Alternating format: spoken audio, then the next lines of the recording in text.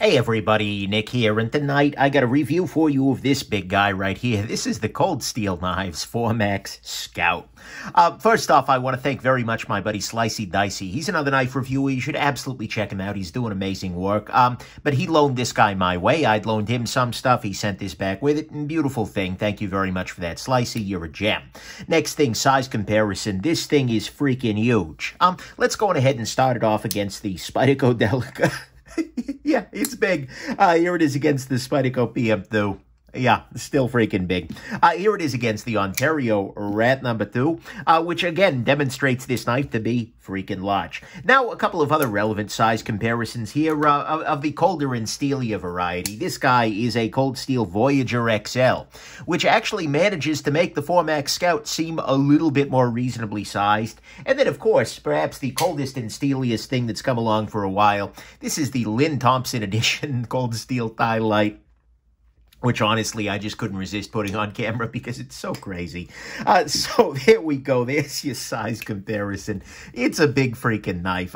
Next thing, this is a Cold Steel knife, as you might imagine from the fact that it is gigantic and triad locked. But nonetheless, that's what we got going on here. And this is a follow-up to the original Cold Steel 4max, which was a very, very impressive knife. It was gigantic. It was beautifully, well, the materials on it were great. It was just it was a very surprisingly good knife, but it was also very, very expensive. This right here, the 4max Scout, is a budget version, and that is a beautiful freaking thing. And so today, let's go into the good, the great, the bad, the ugly of your Cold Steel 4max Scout right here. The good side. To start off with, ergonomically speaking, much like the original 4max, this is actually surprisingly good. I'll talk about the fact that some parts of the manipulation of it really feel like they want bigger hands, but in practice, in gripping, this is good to go because you've got both this grip here with your finger up here, or you can choke back a little bit more and actually get a little bit of, this is actually not a bad knife for chopping, right? Because you've got this little handle flare here, this material is very easy to keep a grip on. It's really nice in that way. And so ergonomically speaking, it's quite good even for my smaller hands. It's certainly in handling it and holding it in this way. And it's got a very nice grippy handle is another thing to highlight here. It's got a relatively, this is some variety of a plastic or another. I think they call it their Grivery, but nonetheless, it is a plasticky sort of sensation, but it's got a fair amount of gription to it, which means this isn't going anywhere in your hand. Even if you're using a more conventional kind of grip like this is absolutely good to go in that way. Appreciate that very much. Pardon me. Next thing, this guy is shockingly carryable. What I mean by that is not that this is a lightweight knife, nor that it is a thin knife. I mean, here, I'll put it up against the Spyderco PM2. We can see here, this is markedly thinner than the thicker than the PM2, that is. So it's not exactly a thin knife in any way, shape, or form. However, it actually carries a lot better than you'd expect it to. You would figure this would carry like a boat anchor, and it kind of does. But honestly, at another level, it works. It's reasonable. It's okay. And so that's good. Next thing, the blade on this guy is actually pretty decent, right? The blade steel on this guy is AUS 10A, which is a steel that is sort of in that mid-range here. This is something that's competitive with, for instance, VG10 and 154 CM. Is it the greatest steel ever? No, but you know what? For what are you doing here? And for the price point that they're trying to hit, I can see it being a reasonable choice here. But it's very well done in that they have a reasonably thin grind on this guy. It's not the thinnest thing beyond the edge. It's not the sliciest knife ever existing because, holy crap, look at the blade stock thickness here. But they've actually done it justice. I've seen knives that have a much, much worse grind that start with much, much thicker, or thinner stock. And so, I have to say, I do appreciate that. And honestly, I don't think the steel is a terrible choice for what they're doing here because one nice thing about it is it's going to be relatively tough and it's going to sharpen up pretty easily. And so if you're taking this guy out in the woods and you're jackassing with it around, throwing it at stumps and something like that, you're going to want something that can take an edge back pretty readily, and so maybe that's not the worst choice ever. That's good. Next thing, this guy has full liners. A whole big damn thing of it is metal here with just the plastic on the outside here. That makes this guy very, very durable. There is really, coupled with the triad lock, which is a lock whose claim to fame, that is that it is sort of a lot like a back lock in that it is fully ambidextrous, which, by the way, is another thing that I should highlight as being good here. So you got holes on both sides for the pocket clip here. But it is a fully ambidextrous knife, but it also happens to be Very, very beefy. With that triad lock being in there, which is one of the strongest locks out there, if not the strongest knife lock out there. Not that strength really matters for most people, but still, this is a very, very durable knife, and so that's a beautiful thing. And then finally, on the good side, this is a more budget-friendly version of what was originally a $300 plus knife.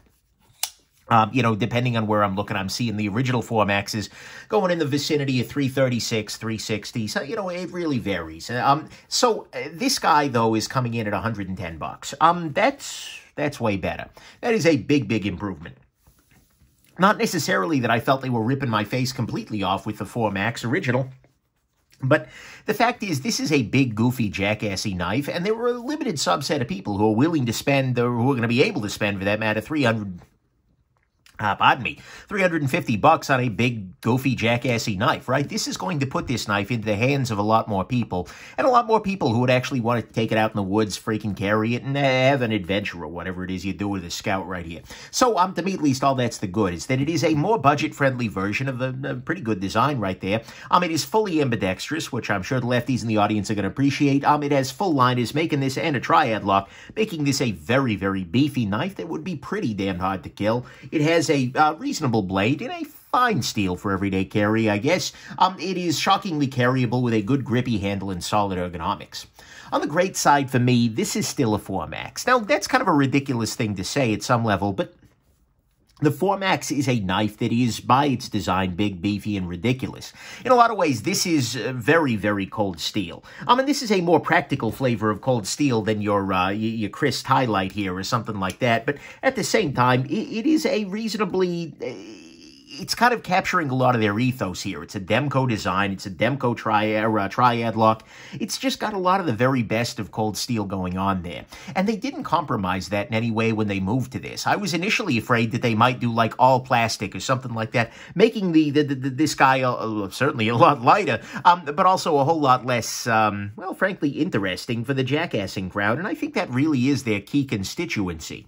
And so I really appreciate the fact that they've made this knife, which is substantially less expensive, but is still substantially a 4Max, because I think that is a great thing, and I think the 4Max is something that will play a niche role, certainly, but might play a role in somebody's collection or life, as the case may be. So to me, at least, what's great here is that even though it's a much less expensive version of it, it is actually still a pretty good knife. So I appreciate that very much, and it's still very much the 4Max. On the bad side, to start with, one issue with this guy is that the clip on this comes in right over this textured grip section here. Is this the end of the world? No. And actually, if you figure out exactly what size you want to carry it on, you could probably sand down the texture a little bit under the clip and end up with a slightly better pocketing action. But as it stands, it's a little bit of a pocket eater. That's never a great thing. Next thing, AUS 10, like I mentioned, this is a very good middle-of-the-road steel, maybe low to mid-range, I suppose is a way to put it. Like I said, in cut testing, it tends to perform towards the 154 cm, the VG10, sort of that world. Very easy to sharpen, which is good because you're going to be doing it a fair amount. For what they're selling it for, like I said, I don't think it's a terrible choice, but it's also not that impressive, and a lot of $100 plus knives are starting to get into much more impressive steels these days, so it's a little behind the curve. Mind you, they're spreading that dollar out over a larger knife than usual. Whatever, but it's definitely something to consider. Speaking of things that are something to consider here, this guy is a very heavy knife. And it's actually an ounce heavier, at least according to Cold Steel's website, than the original 4Max. This guy is coming in at 10.19 ounces, 10.2 ounces, whereas the original one, I think, came in around 9 ounces. That makes sense. This is steel liners. The original was titanium. But, you know, that is one thing. A lot of folks are going to look at this and go, oh, they made a lightweight version. No, actually, other direction. And actually, that brings us to our next point, which is that this is huge and heavy. First off, we'll do a quick blade measurement here. We are coming in right around 4 inches, maybe slightly under, maybe slightly over, depending on how much the cop hates you and the shape of his or her particular ruler. But that's a situation. But this guy is freaking heavy. I mean, it's 10 ounces. It's huge. It makes my hands look just tiny. That's kind of the point, but oh boy, is this thing big. The way my buddy Slicey Dicey put it is, you know what, it's a crazy knife, but if attacked, I would just throw it at them closed, and that's not an unreasonable approach, right? This is a big thing here, and carrying this around, yeah, this felt like, wow, okay, that's Yeah, my pocket's heavy. So, to me at least, all that is the bad here is that it is a big and heavy knife, and although that's kind of its very inherent nature, and I'm against them, Nick, you can't complain about that, that's the... for him, it is impractical. It's getting to the size where it's starting to be impractical, I think, for a lot of people, not just me. It is an ounce heavier than the original, but again, steel liners, I get it. OS 10 is not the most impressive steel, although I don't feel it to be a terrible choice here, and the clip is definitely over a textured region, which I don't appreciate. The ugly front, we got two issues here, one of which is T6 screws. Come on. This knife is gigantic. This knife is huge, and you're giving me T6? Like, come on. No. Why? Just use real screws. T6 screws just bother me because they tend to strip out a little bit easier. The drivers tend to be a little weaker. Like, on a knife this big, just take advantage of the real estate and use real screws. Just saying, guys. Just saying. The other issue for me, actually, I felt on a pretty regular basis, which is that I feel like this knife, although it's ergonomically fine when closed, or I'm sorry, when open in my hands, it feels like it requires a little bit of a larger set of hands to really manipulate it well. For instance, as you're opening this guy, for me, I have, my thumbs are not here. I'll do a quick thumb measurement for you, about 2.5 inches. There you go. Enjoy.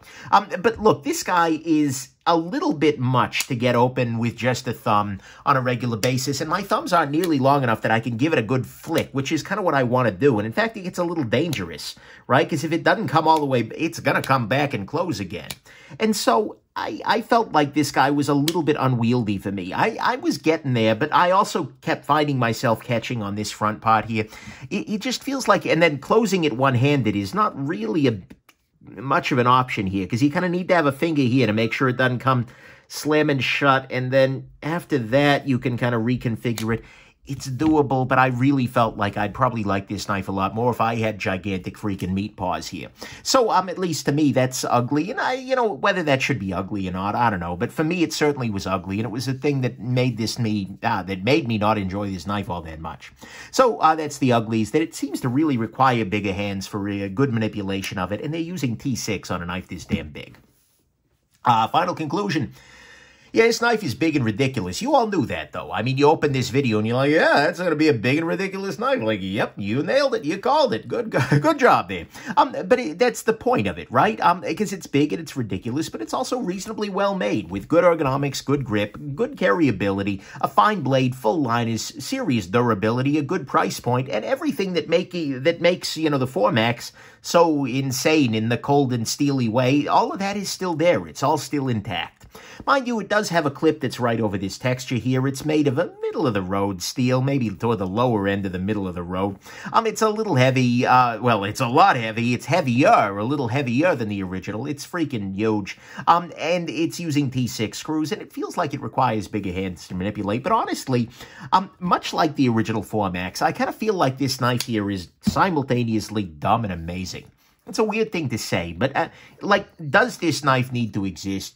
Probably not. For like 99.9% of the population, this knife is completely, and that's, by the way, way too few 9s. And a couple of more 9s out there, we ought to be okay, but still.